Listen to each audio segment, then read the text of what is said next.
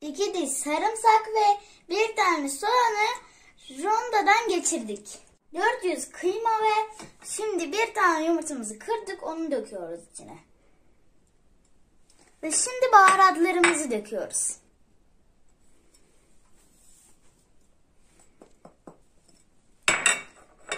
Şimdi de yağımızı döküyoruz. Bir bardak ekmek içimizi döküyoruz. Ve güzelce elimizle yoğuruyoruz.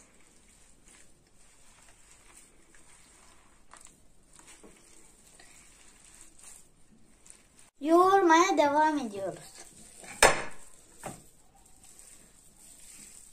Şimdi yoğurduk.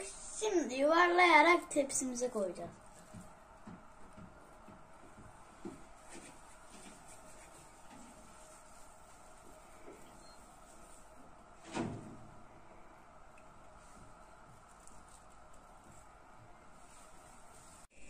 Bisiklet köftelerimiz hazır.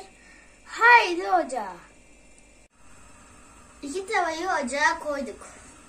Patatesleri kızarmak için atıyoruz.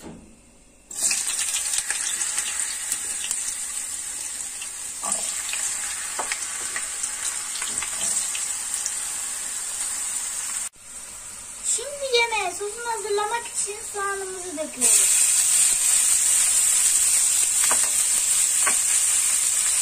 Ardından sarımsaklarımızı döküyoruz. Patateslerimiz oldu, ocaktan alıyoruz. Ardından biberlerimizi ve havucumuzu atıyoruz.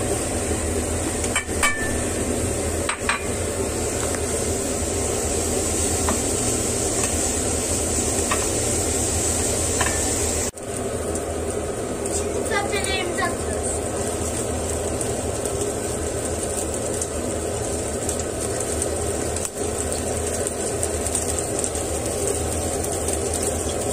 Şimdi domateslerimizde sıra. Şimdi sıra salçada. Şimdi tuzumuzu koyuyoruz. Şimdi bezelyelerimizi döküyoruz.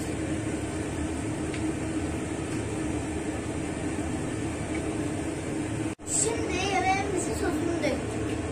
Ardından 1,5 bardak ılık su döktük. Şimdi hazır fırına gönderiyoruz.